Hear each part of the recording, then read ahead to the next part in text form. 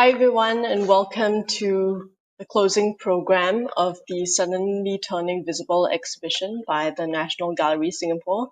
My name is Jia Yun, and I'm part of the curatorial team that worked on this exhibition, together with my colleagues Shabir Hussain Mustafa, Sing Eugene, and Jolene Low. And today we really have the pleasure of talking to two individuals who were very much involved in the life and the development of the Bhirasri Institute of Modern Art in Bangkok. And to kind of zoom out a little bit, to look at how BIMA was located within the Suddenly Turning Visible exhibition. Suddenly Turning Visible was an exhibition that really sought to investigate developmentalism as a key impetus which drove the practitioners of art and architecture to work together and to collaborate to eke out spaces within the urban fabric of three cities, Singapore, Manila, and Bangkok, respectively, in order to kind of chart a vision for the place that culture has within the new and increasingly kind of modernizing cityscapes of these three cities in Southeast Asia. And the Bhirasri Institute of Modern Art was active from 1974 to 1988, and it was a key site that saw the solo exhibitions of many young artists at the time, but also it acted as a kind of key platform for experimentation by artists, both who were operating within Bangkok and outside of Bangkok at the time. And in order to kind of also demonstrate why this presentation will follow a little bit more of an archival route, I just wanted to share another view of the exhibition space. As you can see, the archival component of the exhibition really formed the backbone of a lot of our research. Interviewing also those individuals who were directly involved with these spaces also was an extremely key part of how we kind of came together and were able to conduct a kind of comparative study of the approaches and the tendencies that were not merely confined to stylistic resonances, but really the kind of almost infrastructural and methodological connections between these three sites in these three cities. And without further ado, I'd like to introduce our two guest speakers today. They are Kun Chatvichai Promadhattavedi, who was the former artistic director of BIMA from 1976 to 1988. He played a key role in bringing many artists into the space and creating really an unprecedented platform of artistic innovation and experimentation. And alongside Kun Chatvichai, we also have the pleasure of artist Kun Chumpon Apisuk's company, who was instrumental in devising the program Weti Samai, which was probably one of the earliest multi-disciplinary festivals to be set up and to be run in Bangkok and from the heart of Bangkok itself at BIMA. And so, as very much in line with the archival approach of the exhibition, today we'll be conducting a conversation around the sets of archival materials that have really surfaced through this research project that has accumulated in this exhibition. And we'll also hear a lot more from Kun Chatvichai and Kun Chumpon on how they saw these activities and these spaces from their perspective. So just to also open a little bit, when we interviewed Kun Chatvichai in 2017, in March 2017, he candidly expressed to us that the bottom had fell out of abstract art in the late 1970s in Bangkok.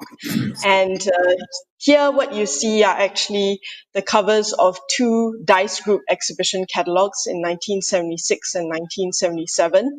So these were the shows that were taking place just as the reins were being handed over to Kun Chatvichai as the artistic director. And so I think we can actually use this conversation as a way to also probe and prompt why you felt that abstract art was something that was seen as perhaps increasingly distant and alien from the Thai public, and how you saw your role at the Bhirasri Institute as a way to kind of perhaps introduce or propose a different kind of art making. And Kun Chatvichai, please do share about how it was that these two Thai art 80 shows in 1980 and 1982 really came about as well. Yes, I think in those days, the only thing you were seeing was just the abstract you were mentioning, because that was the thing artists were doing all over the world. And but in fact, before that, in the West, actually the bottom was falling off already, because people like Chuck Close and this guy, they're coming towards photorealism, and it's just a matter of time in Thailand. And I think that Thai artists in those days, they were part of the international scene. So whatever was being doing internationally, they were doing it. But at the same time, you could probably say or question that they were doing it, but who was looking at their works, in a sense that we thought that you could say it is slightly alien, or is it something which the public, who were the public in those days? And so that was a question, really. I was thinking, look, it's been a long comment about abstract art and modern art in general, that people say, I can't understand it, and that's it. And that in the end, it became impossible to carry on, really. So I suppose we were looking for something alternative. Is it going to be representational, at least? Or in this case, actually, it came through something, I wouldn't say unexpected, but of course, the alternative was right there all the time.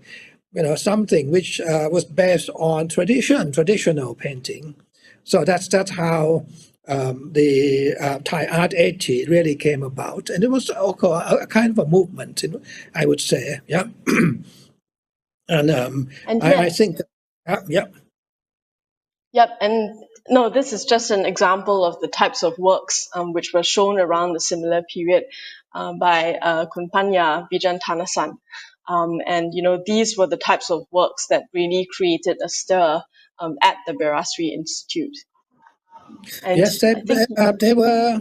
I would say that you have to go. They were going back to traditional mural painting. And on the left, you see Prakritin's work. Okay, it's flat, two-dimensional, but in fact, it's something new. It's more relaxed. That's what it's all about. And then on the right, Panya's work is actually common on current affairs, even the oil crisis. And so that was something new. I think there were maybe about 10 artists in the Thai Art 80 show, and I think they were all doing something quite different. They were exploring even astrology. And this one is Chatvichai. It's more, it's okay. It's more traditional looking mural. In fact, you could see that it's more akin to the life in the 80s even. So that's some innovation in it. But how it derived all this, maybe we could look at it in terms of before that there was a Bua Luang competition. So that's another thing which we can talk about, I say. Yes. Great. And Kun Chumpon, actually, during this time where, these big shifts were happening from abstraction to something that scholars have termed the neo-traditional. You, in fact, were based in America, in the United States of America, because you had moved to Boston as early as 1973, and then following that, you spent many years, I believe almost a decade, in New York, from 1976 to about 1985. And actually, you have described that time that you spent in the US as having put your art on hold. And I wanted to ask, would you have described yourself as an activist during that time? And were there also opportunities for you to see art? And if so, how did those viewing experiences kind of shape your idea or your definition of what an artist could be in relation to society? Yeah, yeah. Well, before I go into what I supposed to say, I think I think I'd like to make some comments on on the time and how art evolved. I think in this, because of the abstractions came in early 70s, led by all those abstract artists like Vicha Orachunka, Prawat Laucharan, and Damrong Uparat group, the Patumwan galleries exhibitions in the 70s. But then during the after the student uprising in 73, 74, there was a formation of the national fronts, artist national fronts, which brought back a kind of social activism, social realism into the scene. So I think that's also a breaking in between the abstract, the art for art's sake, the abstraction, into a kind of art that bring into to the subject that Kun Chatvichai have touched in the group of the 80s, that they were trying to portray the social factuals, social movement at the time by recreating the, the classic, the murals, into into the new format. So I, even though I live in the States, but I have followed a little bit of that movement. However, because of the life as a student activist, I cannot split myself in two parts. So I have to choose whether to be a full-time activist or to be an artist. I choose to be an activist, and so I haven't been really. I mean, my full-time activism started around 1978, 77, 78 up to 82. So there were quite some times.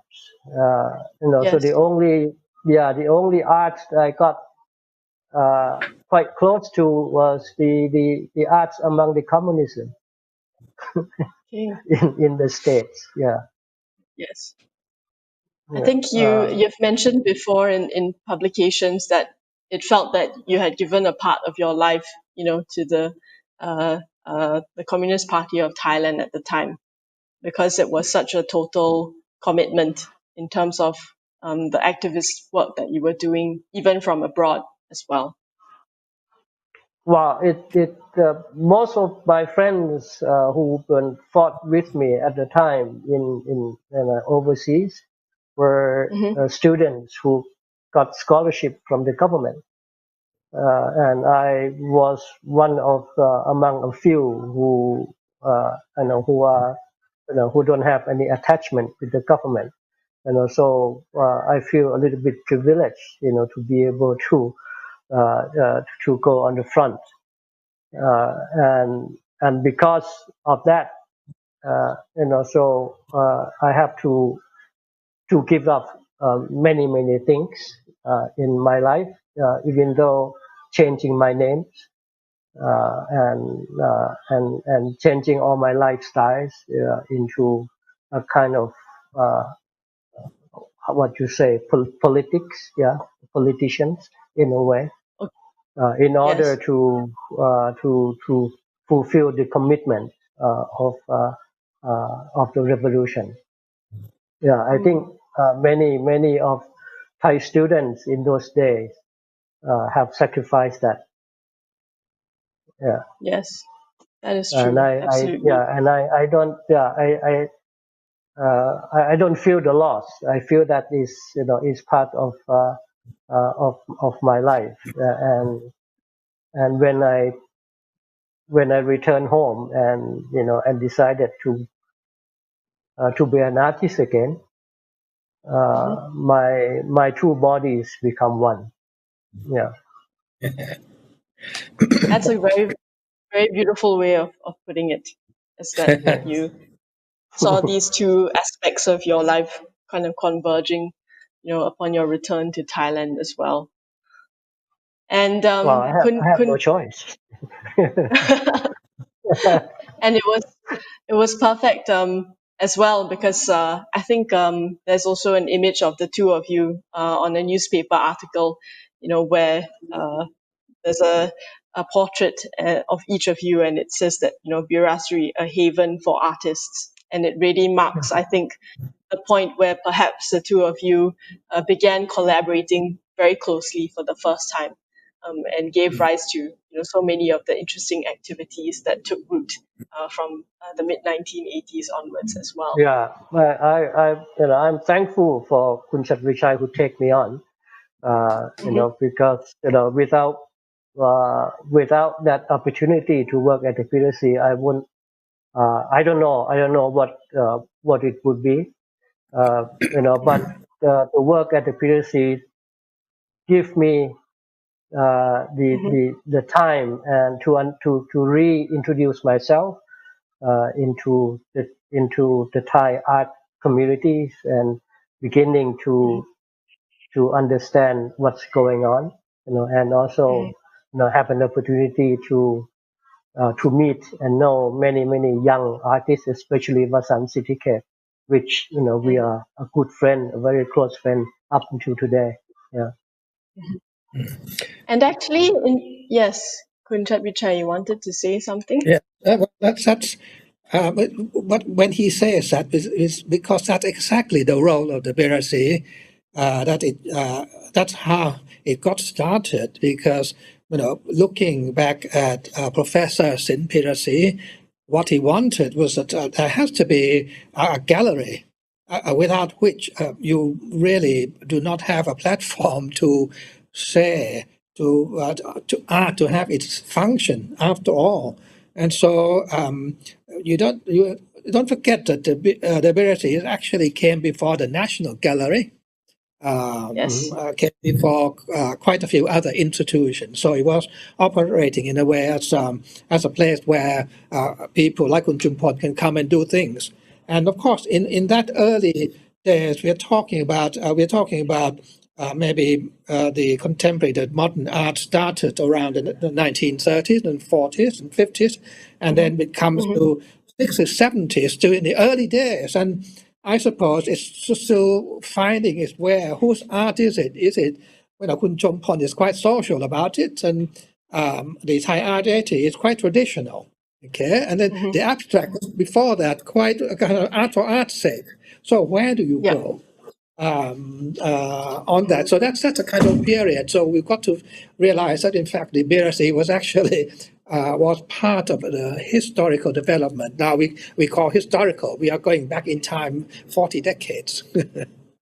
Yes. Yep. Yeah. I think that's always the benefit of hindsight. And speaking of, the early formations of even what gave movements like these neo-traditional artists, what also enabled them to gain ground. It's also that possibility of thinking about them as also connected to certain forms of patronage. And here, of course, we have two individuals who are very instrumental to the beginning and the germination of the vision for the Bhirasri Institute of Modern Art, even after Sin Bhirasri had passed away. And they were also the ones who really buoyed this vision forward between 1962 and 1974 by being, I think, very innovative about crowdsourcing funds from a mixture of private and public sources, but also understanding, the role that a dedicated, purpose-built art space had within, the fabric of this increasingly sophisticated and urbanized Bangkok. And, a way in which I feel that they and also other patrons inflected the types of activities that were happening around the Bhirasri Institute were really through, the form of these annual competitions. For instance, on the left, you have the annual contemporary art competition that's sponsored by the Thai Farmers Bank. And on the right, it's also another competition that I believe was sponsored by Bangkok Bank as well. And Kun Chatvichai, could you share more about how you feel that patronage also started to shape the rise and prominence of such neo-traditional art practices? Oh yes, you had a photograph of people coming down the steps just now. On the left was Kun Poi Ung Pakorn, who was the governor of the Bank of Thailand, and then of course Princess Yes. Chumpon of Nakhon Sawan, who was the patron, the chair of the BIMA Foundation. Now the interesting thing is that what is a banker doing there? All right, now. He really was a bit of a socialist, as you may realize. So I think that would satisfy Chumpon's agenda quite a lot. But it's very interesting how, in the tradition of a good banker, if you think about John Maynard Keynes in the UK, and he was the governor of the Bank of England in those days, and of course he in the Bloomberg Group and everything, and he was a socialist, and he started the Art Council. If you remember your art history, and it's very important. I mean, Arts Council actually went all over the world, and I just feel that I think there probably was something in a sense that Kun Poi was promoting, giving help to Ajahn Sin Bhirasri in trying to do the project of the Bhirasri Institute of Modern Art. It took 20 years, but it took a long time. It happened anyway. So here's a patronage which was, in a way, very interesting because it's socialism, democracy. All right, Princess Chumpon was really an unusual lady, a princess, but really quite progressive in her views anyway. And then you do realize that Boa Luang, the competition, and Thai Farmers Bank, there are bankers again involved. So I think it's from Kun Poi, there must have been a kind of a germination of ideas of bankers that actually do things. And of course, Boa Luang started with traditional painting first. And the person here was Kun Bunchu Rochanasatian, who felt that maybe we do have a lot of things going on with tradition, with our culture, that should be promoted within the context of those days. In those days, again, coming back to abstract art, I suppose is what he felt, that, it shouldn't all be from the West, but we did have something too. So let's have something traditional. Let's promote the traditional Thai artists. And only later on that the contemporary art, modern art got into it. And in those days, during the time of, he was Kun Bunchu, there was a clique with General Prem, who also was promoting something Thainess, dress and everything. So that was the era when you realize that you had something traditional which could be revived, which was very good for the society and all. So that was really part of that kind of environment.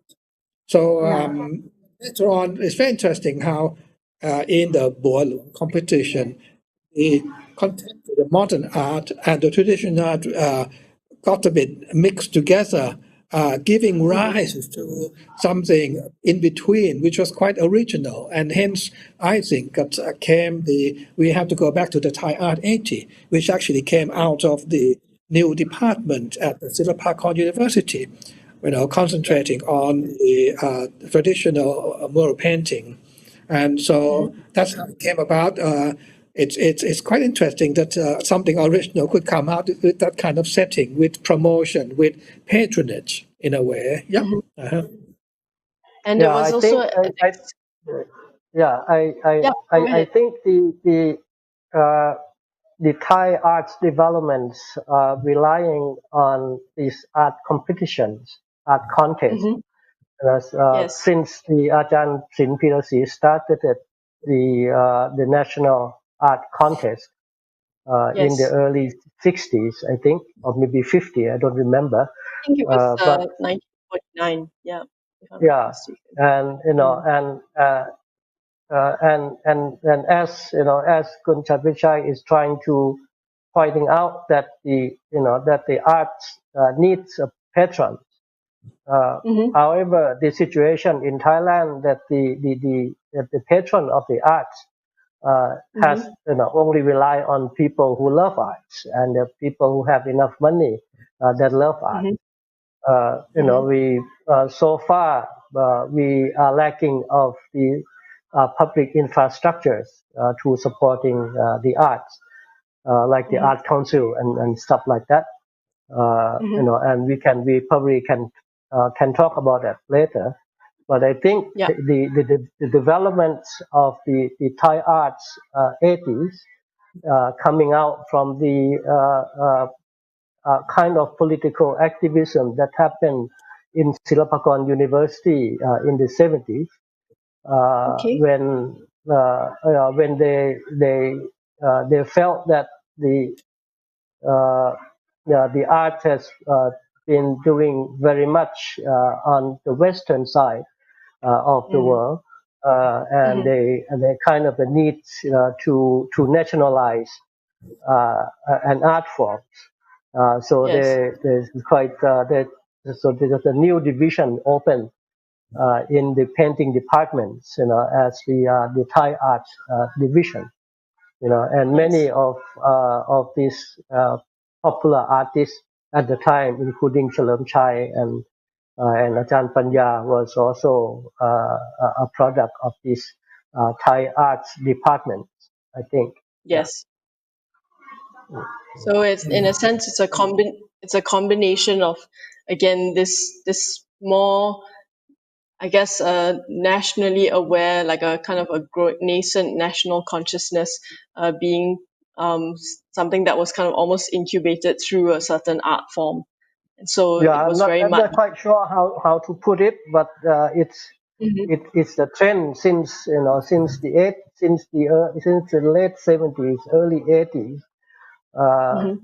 That the Thainess has become Yes. so important, Mhm.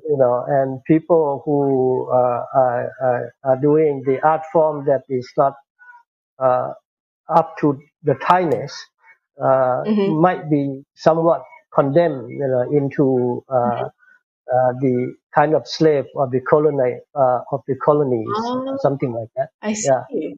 yeah. I was Okay. So criticized at the day. Yeah, yeah. yeah, But it was okay. speaking of, Yeah. yeah, speaking of, your added the kind of receptions that you might have had when you first came back. This is a series of the posters and works, and also, well, a little mugshot of you Yeah, during because probably one I was a product of the U.S. imperialists. of. Okay. It's a blatant admission. But yeah, as in, how was it like for you, coming back as someone who had spent so many years abroad, as an activist, to kind of come back into this scene where, there was this increasing interest and validation of Thainess as taking on certain very tangible and recognizable forms. So for you, for example, to have taken part in this Thai, Japanese, German joint exhibition in 1985.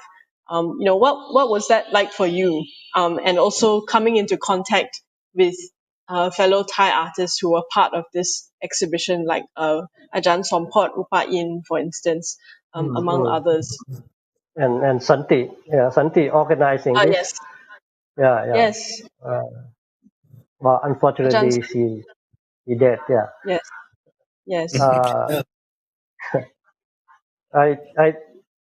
I think it was a kind of for me it was the first reintroducing myself into the Bangkok art scene, and also I think from that exhibitions that I got to know Kun Chatvichai, and I got invited, accepted to work at the Bhirasri after this show. Oh, after the show. Okay. I think so. Amazing. Yeah. Great.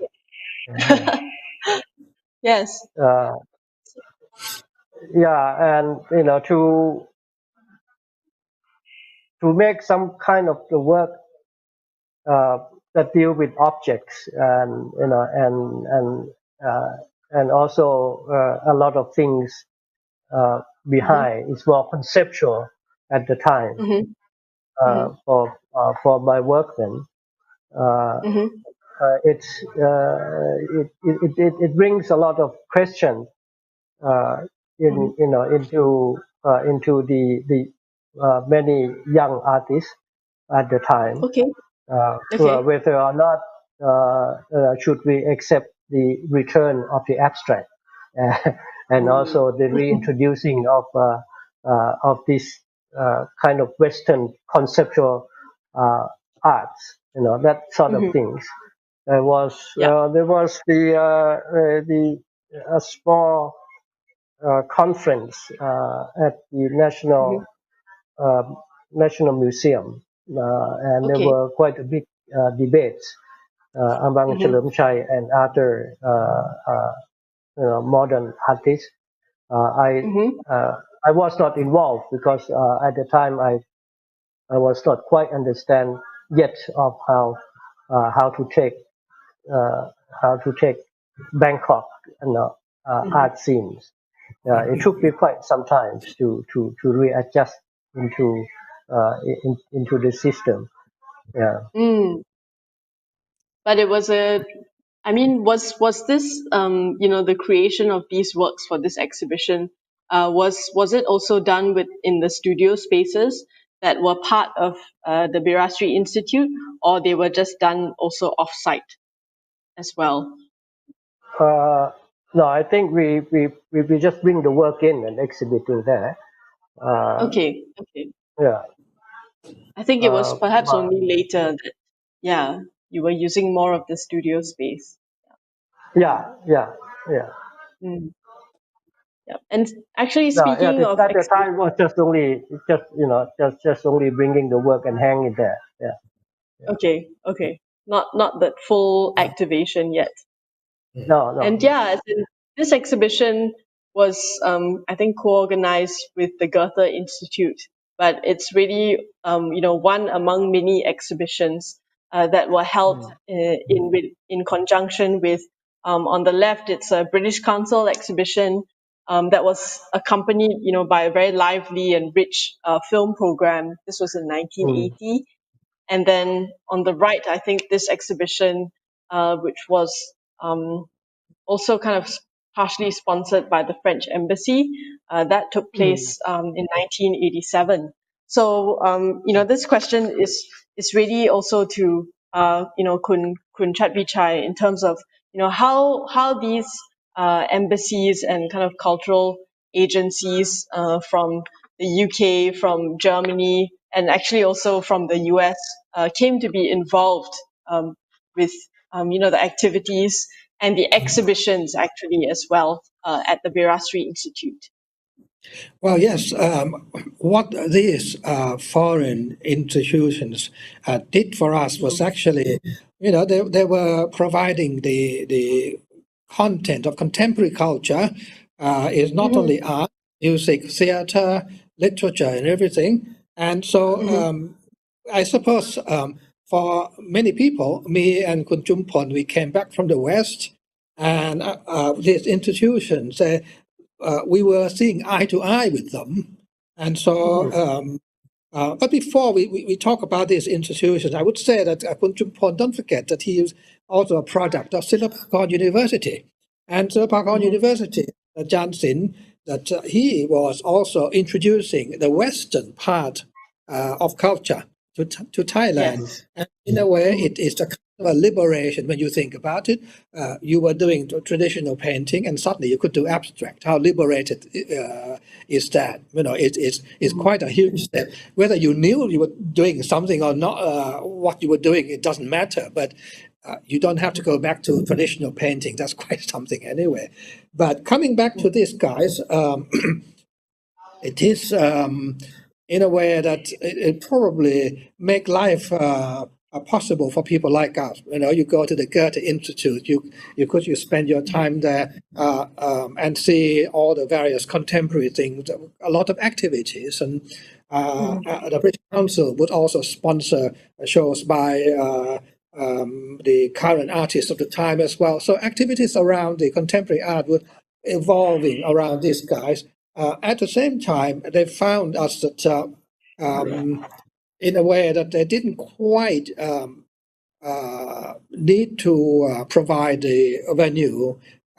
Suddenly, you know, there is this very proper, purpose-built venue for them to do their own thing with us, at us.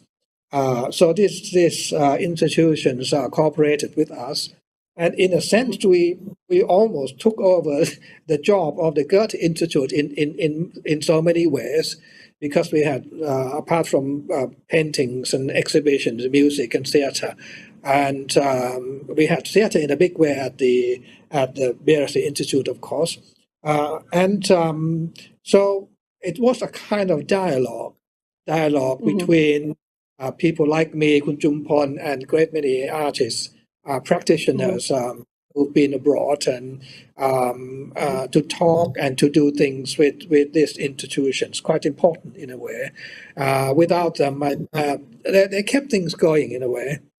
So that's part of. They were very much part of the scene. And later on, they hadn't done so much. I suppose we mature.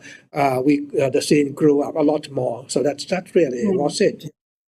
What do you think, Kun Chumpon? That's probably right, okay?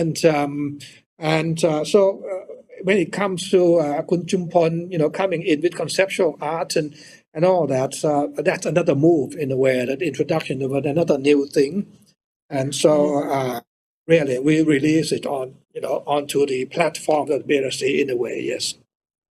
Yeah, I think at the time when I came back in 80, I think I came back in 84. There was none of the private galleries. I think From the 60s, yeah. Yeah, They weren't as you know, active. so most of the artists are relying on exhibiting at either the National Galleries or the Goethe Institute, British Council, or Arillon Français, and the Bhirasri. Okay. And I think this is probably, you know, one of the private Thai venues so far, and Bhirasri has become a hangout place, you know, for many young artists at the time. Anyway. Yeah. I mean, that actually links quite easily to my next question, which was really about, you know, who would actually come to these exhibitions. As in, I think from the primary materials, what we can observe is that a lot of the time, those that are documented as having attended the exhibition are to do with the patrons. So like Kun Bunchu, that Kun Chatvichai mentioned earlier, his name appears many times on different exhibition invites because he's actually one of the key sponsors or hosts of the exhibition. But I think you both would also have a very different and very vivid sense of who was coming to these exhibitions. And would you say that it was actually also increasingly artists, you know, who would come to the shows at the Bhirasri? Well, I could answer that. I mean, to my horror, I mean, the first few years there were more foreigners, expatriates, Okay. than Yeah. Thais. Uh, Mhm. and it shows that, modern art was Western art. You really have to say Mhm. that, for Mhm. obvious reasons. And it's Mhm. only later on, a few years on, that you began to see great many more students in their shorts coming in and in their flip flops and all that. We had to have a rule not to have their feet in the bathroom, because that the bathroom will be inspected by our chairman every time she comes in. The Yeah. bathroom we have to be very spick and span. Mhm. But the students are coming in with all their usual thing, flip flops and their bags Mhm. and all that. Was great fun, and so that was a Mhm. change in a way that. Just like now that the students were coming in more, of course they had more time, and so Mhm. um, and there were more art students. Of course, I think in Thailand we have something like 20, enormous number for Thailand, which is very good. So the potential is always there, and Mhm. the artists were, of course, young. I didn't feel it because I was young too. I started at the place before I was 30, so I didn't feel that we're all young. So Well, I Yeah. think the student will come to the show more and the art competitions. Yeah, if Mm. Bo competitions or Kasikon competitions and all those, there will be a lot more students, I come to yes. see see. what kind of arts that win the award. Yeah, so they can go Okay. back and copy them. Yeah, but Wow. So they really, yeah. also, I suppose that the Bhirasri was there for a lot of other, I would say, non Silapakon people as well, in a Mm. sense Okay. that Okay. opening up to the Dharma group, very important, Mhm. because they Mm. Yeah. were very outsiders, Yeah. and Yeah. and people like Si Wan Jen Hatakan Kit, who had a one-man show there.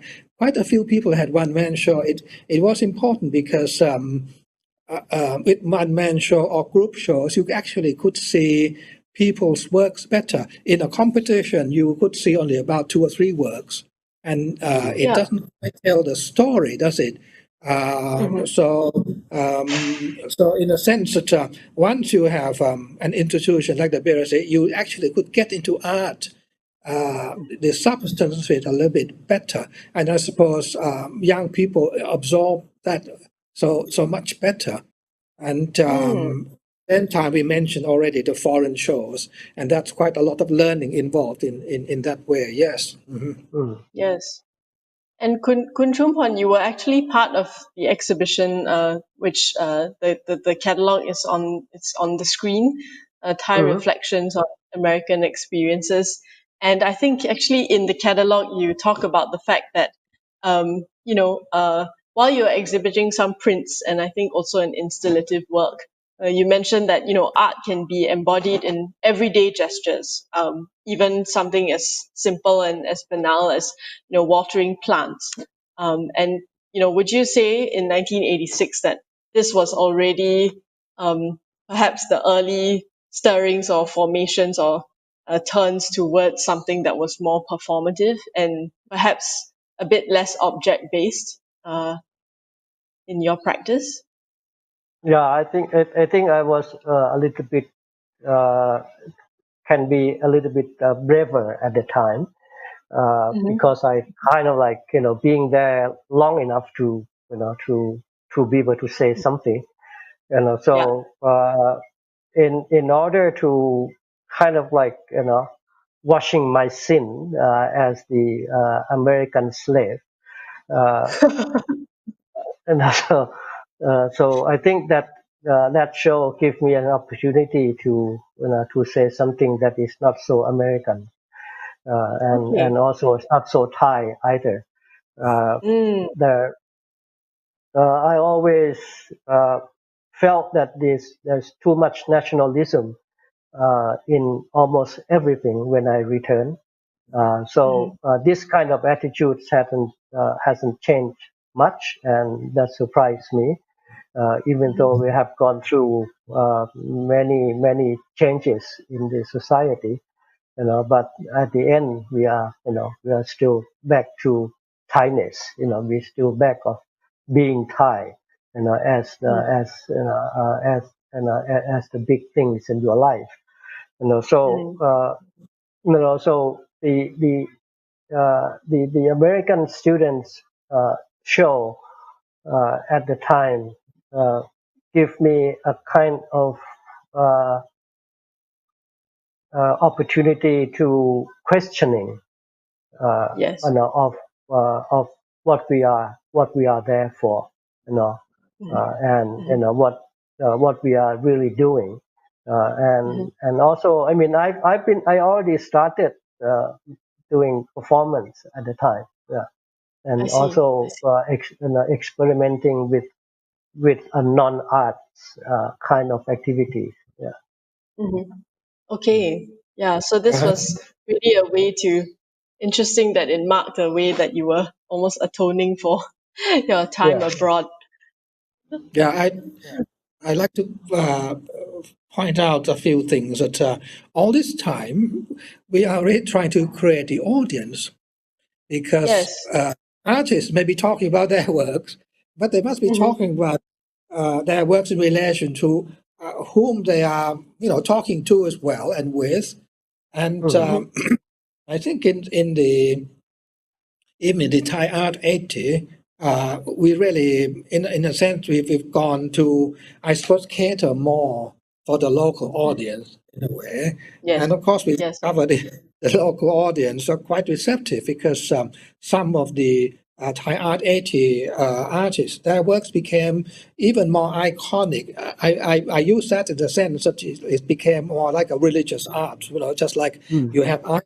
So you could ask even whether they're paintings or not, but they are more like icons, which they will not. They will look quite well in a religious room in a Thai house, if you know. So what I'm saying here is that in Thailand in those days and now you still have people who are quite traditional. Kun Chumpon may be surprised, but that's the fact of life. Mm. Creating audience and having this dialogue with audience is important. And when you look back a little bit more with hindsight, that mural painting in Thailand, apart from what Thai Art 80 is trying to do, it's still a mural. It's still two-dimensional, and it's still, somewhere it's a convention.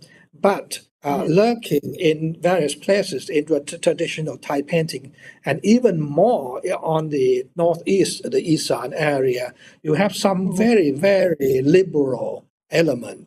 Mm. People in very ordinary sort of everyday life, and you realize that Buddhism divides into something like monks or religious institution. You have the ordinary people. And in a way, very interesting how in the past the Thai mural artists were able to indulge in these very risque details, even and full of life. And in that sense, it's quite interesting how this is still coming true in the contemporary spirit, and you have the revival of that spirit as well. Quite recently that. Some folk art can be quite liberating as well. Such some very interesting that it is popping up. Yeah. So, yeah. Yeah, Yeah. I mean, and I think we also have to look back a little bit in the 70s when in the northeastern part, especially in Korat, where there's an art school, yes. there was the time that the the U.S. Military bases Yes. in Thailand, that there were, I think that there were 6 or 7 of them, and all of those are quite influential into the art making or the art learning in the northeastern eastern school.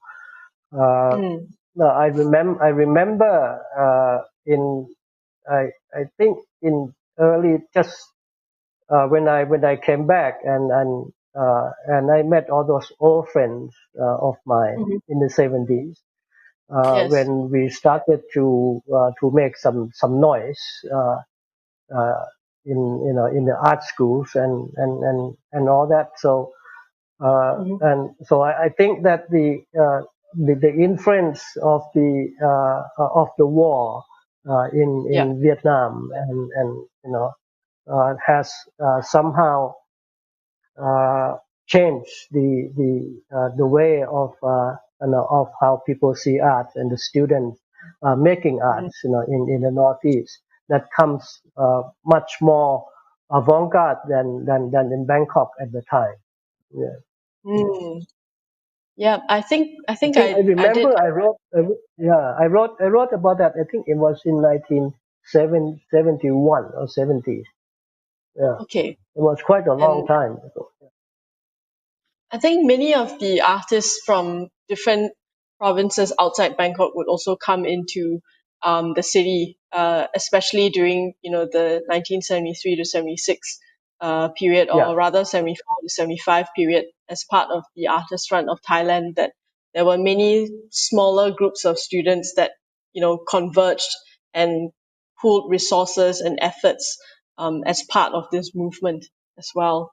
yeah, And yeah, that was really kind of a moment of visibility that I think in some exhibitions, perhaps not all, the Bhirasri Institute also gives a platform for. I think there was an exhibition in '85 of students from Korat to exhibit their work, and another yeah. exhibition in the '70s or '80s that was called For Northern Artists as well.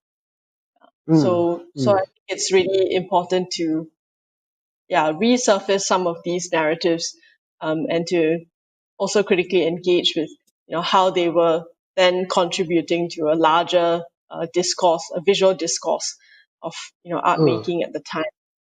And speaking of smaller groups, and also this idea of cultivating a public, here you also have this very interesting aspect of something that didn't necessarily also create this total Thainess, with exhibitions by groups like the White Group, which mm, had figures like Ajahn Montian Bunma taking part.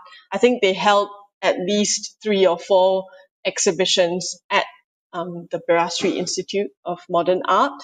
And also, for instance, the Bain Group. mm, And I think on the right, you have um, Kun Paisan Tirapong Disanupon, together with mm, mm. Ajahn Kawan Dushani, who seems to be Yeah, opening inaugurating the exhibition. So yeah, I would invite Kun Chatvichai, but also Kun Chumpon to reflect also, on the way in which these much younger students and artists were then, I think, very much having an increasing stake in BIMA, because of the types of opportunities that were given to them to exhibit as well. yeah. Yes. Kunta Vichai would know more about that. Yeah. Okay. Well, um, Paisan with his van group, they Mm-hmm. really, it's very important because we are talking about a social political scene, which is Mm-hmm. a little bit different from Kun Chumpon, I would say, because they have grown up in Thailand, haven't been to the States or anywhere. And Mm, they talk about justice, socialism, but they still stick to the traditional way of drawings, and he's still doing it now. So so you can jump on. Do you have anything to add with these groups, the young ones? Um, Yeah, I And think they are the artists that not come from Silpakorn. They are basically from Thai Vichit Sin Mm. Yep. art schools, and yeah, and later on in the 90s, I think after the Vane groups has been kind of like faded away. One Mm. of the kind of compatriots opened up the pubs, yeah, in Son Chatuchak, yeah, weekend markets, Mm-hmm. and that's where many of uh, of young artists at the time, including myself, will hang out Mm-hmm. and and doing experimenting in the market. We did some Yeah. performances in the market, and also it's allowed me to getting to know Paisan Mm. and a few of the of his colleagues. Yeah, I Yep. think I that think. their work it is basically influenced by the Salvador Dali Mm. and all those what we call it Surrealist. surrealism kind of Yep. style, and so but they have turned it around into making comments of the Thai society and Thai politics at the time. Yeah, they Yeah. were quite famous. Yeah, Mm. and then Yeah. they also participating in my first organizing the conceptual arts as well. Ah, yes. Was it Mm-hmm. the folk time exhibition? Is that correct? Some Yeah, of them yeah, yeah, took part. yeah, Yeah, I think here on the left, that's you right in the center. I don't know whether you can see of yeah, yeah. an exhibition Yeah. of Kun yeah, Paisan's paintings. Yeah, yes, Mm-hmm. wonderful. yeah. And on the right is actually a detail of the catalog for your own monographic exhibition at BIMA Mm-hmm. 1987, which involved not just one, but actually three spaces from Chiang Mai, and then I think it moved to the Goethe Institute, and then finally it concluded at BIMA. Yeah. Um, so in '86, you talked about that idea of atoning for kind of coming back from somewhere far away, but by '87, I think you were tackling very topical issues, that were unfolding on the ground itself in '87. Yeah. Well, So. I don't know if I'm lucky or not. What happened on this show? It happened Mhm. to be that the venue that I show in Chiang Mai after Mhm. my show it was demanding. it It was was. it was taken down Oh, and become something else. Then I they see. moved to the Goethe Institute afterwards, Mhm. and Yeah. I become a farewell show for the Goethe Institute in Pratit, yeah, before they moved Yeah. to the present place now. No, and then I exhibit the closing one at the PLC in '88, which is In the year the '88. PLC is ended. So this kind of of my show has become an ending show for many institutes. Yes, uh, yes. Sorry, I didn't mean Unfortunately, it. unfortunately, places do come and go, huh? And Mhm. and And the yes. Curator Yeah. moved to the present place because they wanted to be near us, so they can work Yes. Yeah. together as well. And then Mm. once they moved, we moved. We closed down. Part. That's the part. But Yeah. it's yeah, an interesting point though that um, we are talking about the Bhirasri, true, but we are looking at who or what places they were platform they were hosting, keep things going. Yeah, Mhm. in the way that keeps the momentum going in that decade in a way. Yeah. Uh-huh. Yeah. Mm, And mm. I think, yeah, this idea of momentum is quite key to, the germination of Weti Samai. And on the right, you see the poster um, the graphic art within the newsletter that was published monthly. You see this small logo in blue, and then on the right you have Kun Prasad Chandam. I think he's presenting actually kind of spoken poetry during one of these events. And yeah, this is, I think, the very much due to the work of the two of you kind of coming together, putting your heads together to devise this program as a way to also sustain an audience and a public, for the Bhirasri Institute of Modern Art at the time. And I guess the key questions here would be, how was it designed, as a festival, and how were so many musicians, writers, and artists kind of brought together onto one platform? And what was there a kind of also a concrete end goal for it, or it was also quite an organic kind of endeavor? Well, Kun Chumpon, you I'm go not, first. well, Go because ahead.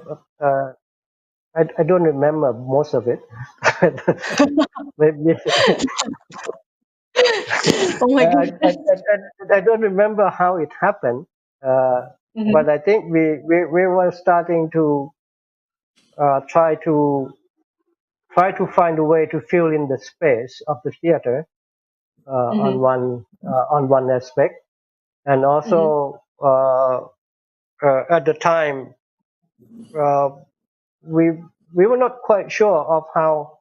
I'm not quite sure of how it becomes to draw so many students Okay. into the PhD at the time. Can you remember, Kun Chatvichai? Well, I think like I'd fill you in your memory now. Yes, we got together, and you were the key person, because the feature of it was that there were artists of many disciplines involved, and the fact that you were at Singapore before, you knew a lot more people than I did. You knew musicians, you knew poets, you knew so many people. But I think we both agree that the button wasn't falling off the abstract painting only, but in fact it was the dead end of easel painting as well. I think we felt that there had to be an alternative platform for something which it was a performance thing, wasn't it? It wasn't just something which was hanging on the wall. So it wasn't called performance art then, it was called happening in those days. It wasn't called installation in those days either. But the high one, yeah, you remember? Yes. That's why we had musicians, Nga Wong and these guys were playing on the stage in the auditorium. But in fact, a lot of people were partying outside. And then we yes, and we had one of the high points was to call on the traditional minded artists like Bhirasri Tong, and we constructed a kind of a corner of a temple for him to shine on the projection. So it's his light and shadow and light painting becoming three-dimensional and things like that. So it was a new platform for a new kind of art, which is installation and happening and all that. And of course, Wasan wrote a play or two. One play demanded someone stripping somewhat. She had to disrobe and all that. In the event, she wasn't brave enough to do it. Anyway, but that was an experimental thing was going on. So it was actually exploring how possibly we could do things. And Kun Chumpon, if you remember that we thought that it really was unlike the scene in the West, that people were working in that discipline, art and then music and then theater. But in Thailand, in many countries in the East, people were actually, all these disciplines of people, they were talking and doing things what some could paint as well as write and all that, isn't it? I mean, that's the kind of idea of this is really local, yeah. Yeah, and because of the returnee, those who were joining the Communist Party during the 70s have returned home, and most of them were writers and musicians and poets, and also and they're all my close friends in the old time. So it was it was natural to bring them back, into the scenes and have some sort of activities. Okay. But we what I think what we were talking about is that we don't want all these people to do what they are doing. We want them to do something different from what they do. So we don't ask a poet to write the poems. For instance, we don't ask the sculptor to do the sculpture, but to dance or something. The music, when I brought the caravan in, I asked them to split up.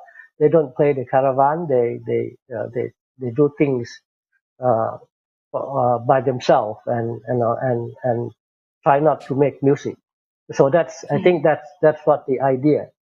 Yeah. So it's really about, a kind of a playful displacement of people who have a training in a certain field, to work outside of their field and to see what would come of those experiments. And Yeah, and and that's I think so. Yeah, I think socially also in that time, the Bangkok has come into the point that Patpong is becoming the center of the city. The open up of many Western style pubs and bars and with the art exhibition in the pubs and all that. So that the life of the people in Bangkok has changed from a daytime working and go home at 5 to becoming dragged up to like midnight and or 4 or 5 in the morning. So I think this kind of changing of the society, somehow we feel that there's it's important to touch on the other things, not to just to make a painting, because to bring people into the art center is more difficult than to bring people into some kind of concert or a show. Yeah. Okay, I see. So it was And really about also, yes. uh, it's not really a big place, but the one of the things which was really was going for it for the Bhirasri was in fact it had a very a good sized auditorium. It was a kind of multi space, which was extremely useful because who in their right mind would do a kind of museum of modern art with a big auditorium? It was perfect, when the time came for performance, for happening and the thing. So the key word was here was a good place, air conditioned, in the tropics for experiment. And so people were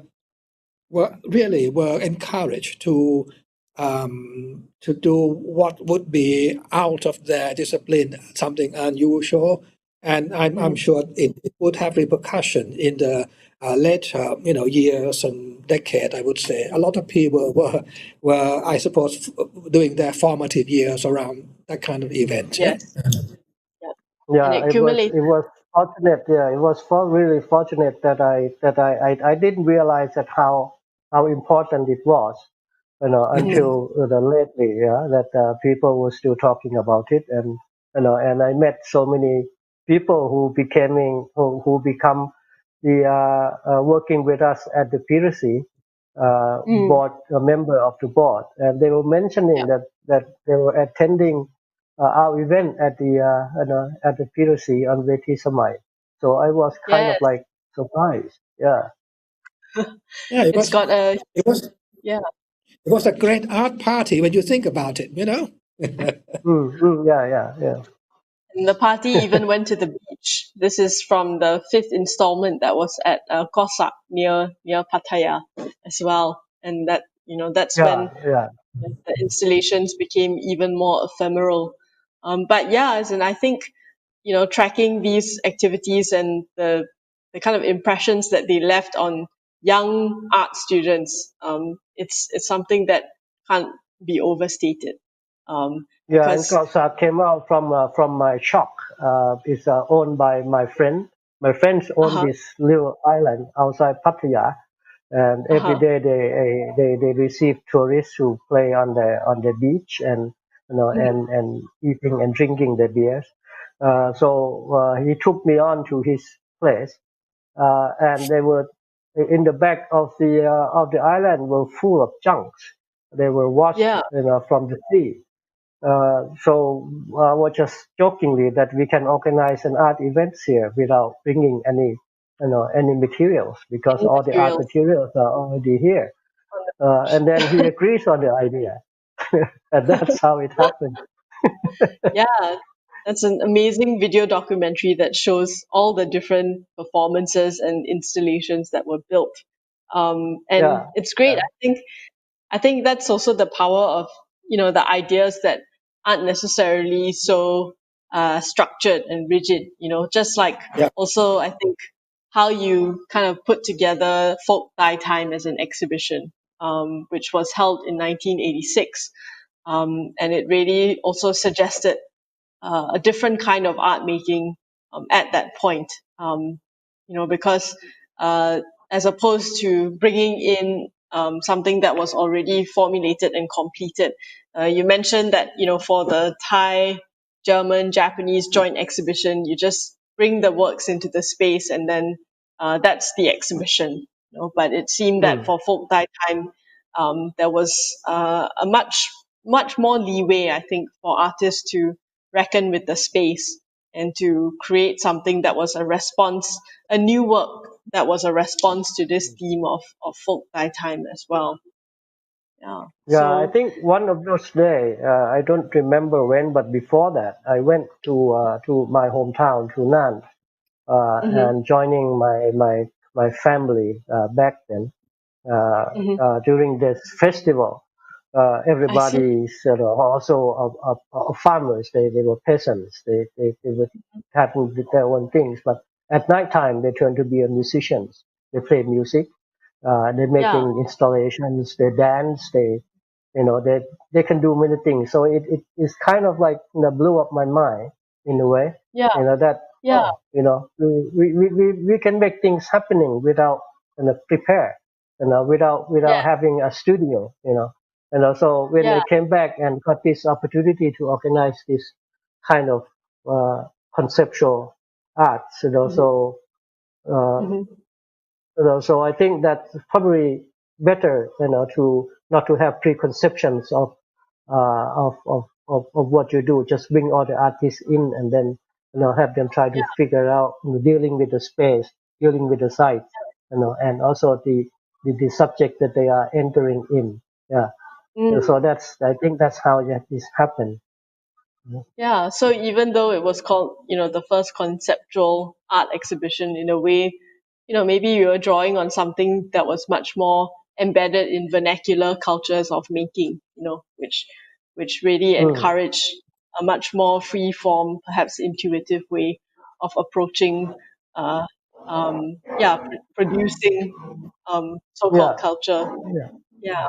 Yeah, Oh, like yeah. which I mentioned earlier, that in Asia, we don't Mhm. just making arts. We one person can be a farmer, and they can be Mhm. also musicians and make their own instruments, and they can paint and all sort of things. So Yeah. I think this kind of idea that play Mhm. around that show. Yeah. Mm.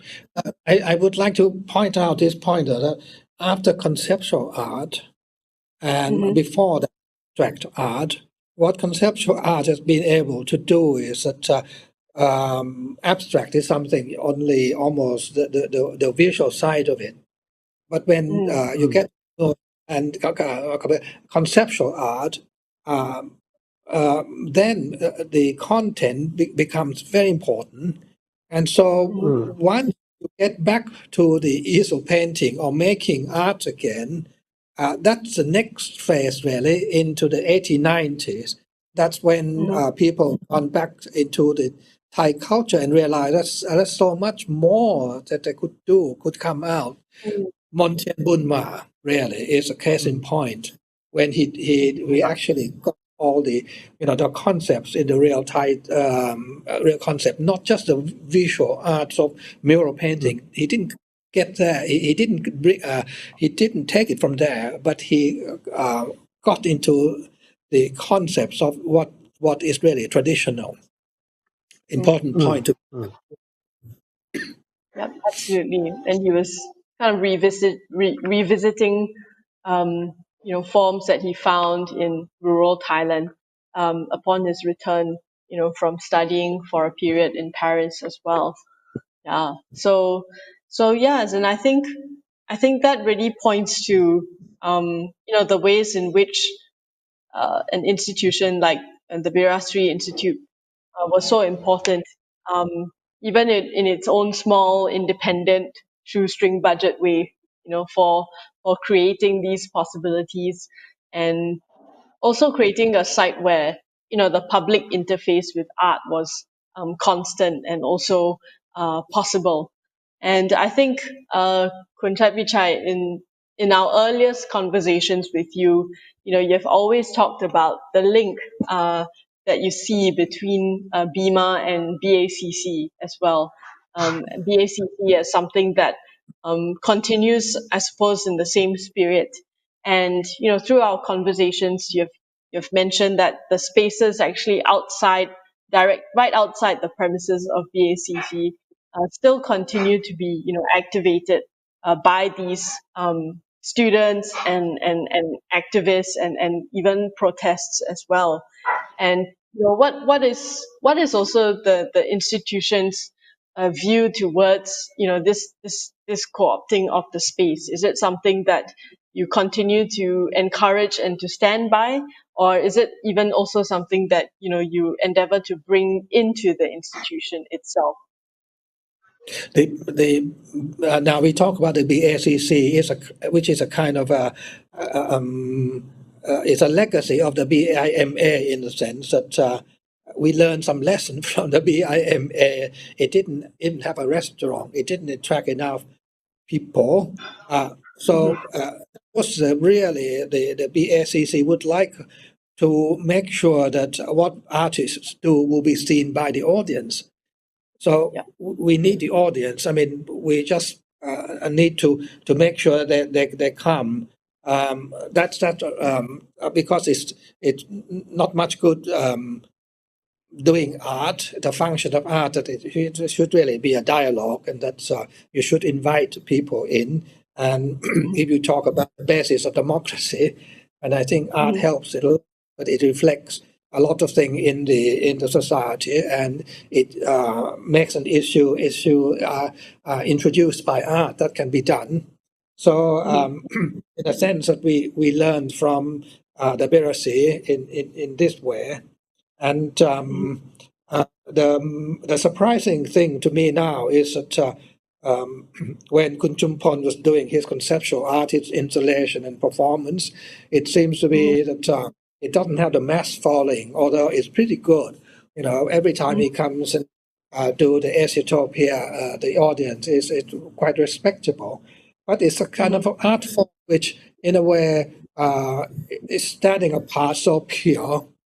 You call it almost a pure art. It's not. It's very non-commercial. And suddenly that you see that it's been adopting by the young people. It's we have currently. I mean, now I'm talking, but they're probably yelling away in the street. And it started even last October that you can see in the picture that the young students were coming and do performance art right outside us here. And so they were learning somewhat, and they observed that some of the NGOs were introducing their subject using art, which in a sense we told them, look, if you want to talk about PM 2.5 dust and pollution, you better make it through art a little bit, because we are an art institution. Okay. And so out of that, it seems that the NGO and us were doing something which we never did before. And then these youngsters noticed it, and I suppose they thought that symbolically they could also express things politically as well. And so out of this branch of contemporary art, it went into the street right now. So who would you expect that? I mean, that's pretty amazing. So the question is, whose art is it? Why that? Is it the collector's art? Is it the museum's art? Is it the people's art? Whose art is it? Is it the prisoners, the special guys, the disabled, and all this? I think it comes into question. The profile of art is now no longer, in the museum with the collectors. All this is being put forward and questioned, doing and all this. I would say, yeah. It's much more porous. For me, I would say the BACC, of course, is bigger place, and BACC it's fully public space because it's owned by the government. Even though it run by a collective group of people. When Bhirasri is a private entrepreneur, can be. But again, because of those two places containing arts, and arts needs involvement of the people. So on one hand, the similarity here between the BIMA and the BACC is both are serving the public. No matter it's a private space or the government public space, but they are served the public, and when it becomes the public space, you cannot expect only a few people will come into the place. You open the place for everyone. So you see people who come here and protest. You see people who come here and talking about the environment. You will see people who come here talking about the safe energies, or talking about the democracy. So it's not only just the art, because when arts become the public, that's the openness of the art. Absolutely. And another subject which is actually written into the vision and mission is that the word diversity, that we've done quite a exhibitions talking about cultural diversity. We've had shows from Pattani, the Islamic area, from the north, from Chiang Mai, and from the northeast. And in a sense, it's it is giving platform to different people, and that you don't have just one national culture. You have to accept the people are different, and of course, that's the LGBTQ also. We had a big exhibition on that. So that means that we are really for the people, that people are diverse, people are different. And so that's much healthier, and in the sense that, you don't want to lose diversity, just like in the nature. The more diversity, the much better for society. You don't go just like the lemmings, gone off the cliff if you live in just one thing. So this has implications in our society, as you can see now, that people have become more mature. Certainly the youngsters, that you could say, we always say to ourselves, well, people are still not ready for democracy and all that, but I think it's been proved wrong right now. And that I suppose we are, over the last 12 years, we opened the BACC, we could be part of it. We open up, as the Chumpon said, through many things.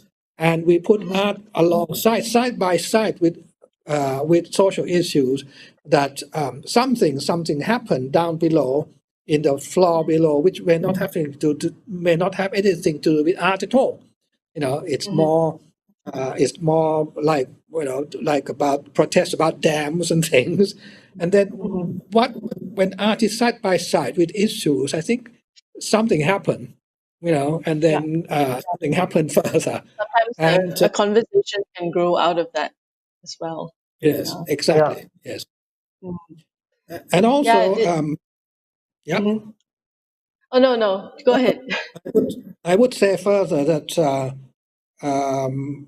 we always think of, when you think about art, it's not just for artists and for people.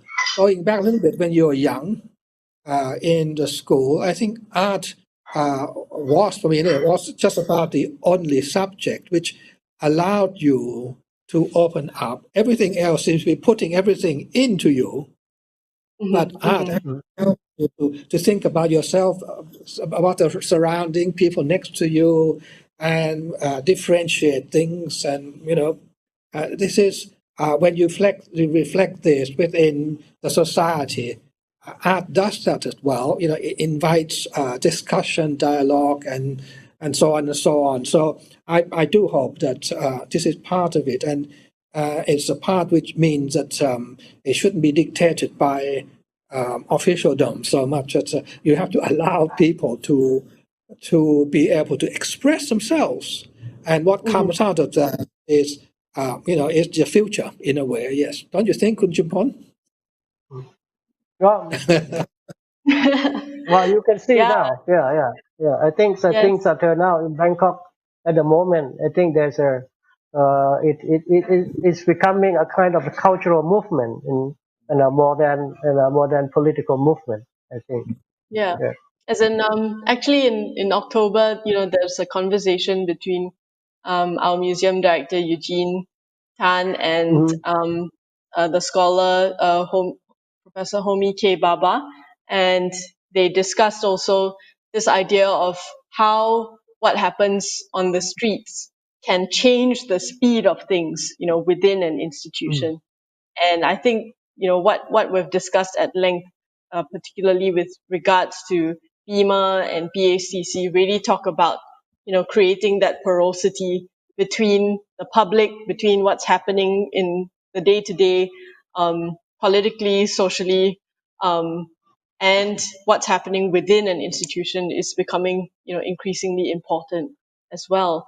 And I'm so glad that Yeah. we had the time to spend together, to talk about BIMA at length, looking and reflecting on the title, the bottom fell out of abstract art. It seems to have fallen very far from those initial stirrings in the 1970s, and to really observe how BIMA managed to mark so many key, almost turning points or inflections, or perhaps even early ruptures in the types of perspectives available to what art making could be, really become much more apparent, with Yeah. both your insights. Yeah. And So One thing, and I think one yeah. thing is at the end of BIMA was also the beginning of the internet. yeah, True, just around that time. Yeah. So yes. it's a different era altogether. Yes. Absolutely. Yeah. But before it And ends, Yeah, even when I operate the concrete house, we still work by fax. So yeah, so they were kind of the technological, infrastructures of that time. But now, yeah. yeah, I think institutions, including our museum, including BACC and many others, are still learning, how to respond, especially also in the face of the recent pandemic that's completely upset all these speeds and rhythms that we've always taken for granted as well. Yeah. Well, just before it came to an end, the BIMA, it really became a household name in Thailand. What I really mean by that is, for us people who work in the arts, we practice it. But could we make some difference to society? It became an household name. It means that it must, when it does things, it does influence people's thinking, people intellectual thinking, what people think about culture. I don't even care if they come to the programs as long as our posters went out to various institutions. That spreads the word that there's culture going on. And in the same way, the BACC, the first year, we had only about 300,000 people coming in, but in its 10th year, 1.8 million. So that is now the influence of whatever we do. We make some difference. We could,